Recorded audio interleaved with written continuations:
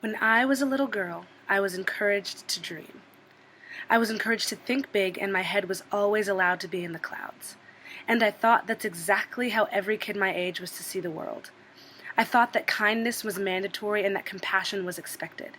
But not in a way of force, not out of obligation, but because that's just the way things were. But then I moved to the South. The home of yes ma'am and no sir, and all of a sudden the way I thought things were began to change.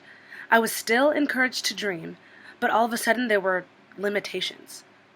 What?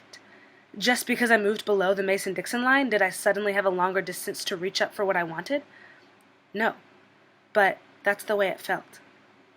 "Jaina," she said, "you have to work a little bit harder than everyone else, okay?" Why?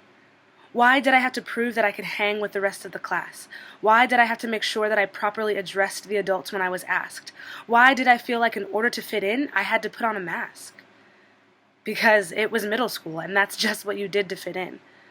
But I didn't. I stood out.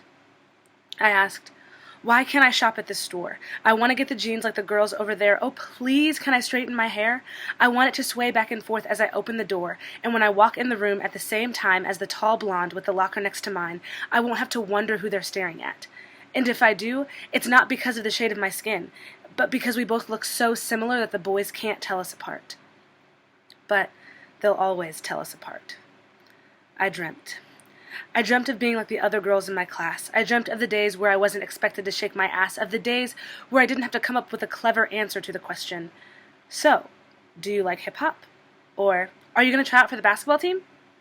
No, I can't play basketball, actually, and maybe it's because I'm too short. And no, I won't show you how to do this dance as if it's some kind of sport, because it's not. It's my life. And I shouldn't have to answer those questions because what you see isn't really being seen. Rather, it's being assumed to be something that you'd prefer to see or are expecting to see. But what you see is what you get. So, what is there to see? Me. I am black and bold and strong. I like to sing and have a love-hate relationship with exercise, and I think that kitchens are meant more for dancing than cooking. I love to stand under the stars, and if I could have majored in socializing in college, I would have. I love music with soul and will absolutely listen to country music in the summertime. I don't really like getting in the ocean because it's big and scary, and washing salt out of my hair isn't something that appeals to me. I love fried chicken because it's good. I love watermelon because it's delicious. I have a tendency to overthink things, and sometimes I make rash decisions. I can't draw to save my life, and yoga really stresses me out. I have dark skin, dark eyes, thick hair, and big thighs. Full lips, a curved frame, wide hips, but I know my name. Beautiful. I am beautiful, and I am learning to love me. So, if I could go back to my younger self, if I could go back, I would tell her to take that mask off the shelf. I would tell her that life isn't going to get easier, but you are going to get stronger. And it's going to be a battle every day, but you'll learn what to say. I'd tell her that sometimes the mirror is going to make her cry and to not waste time on that guy. I'd tell her that Jesus is so pleased with her and is forever going to be. I'd tell her that even though I'm older, I still don't have things figured out.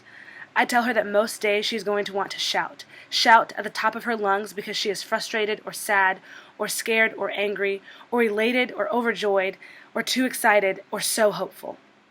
I'd tell her that life is a weird and beautiful mess, but it's your life and you have to live it, and living it with a heart full of love for others and for yourself is the way to do it.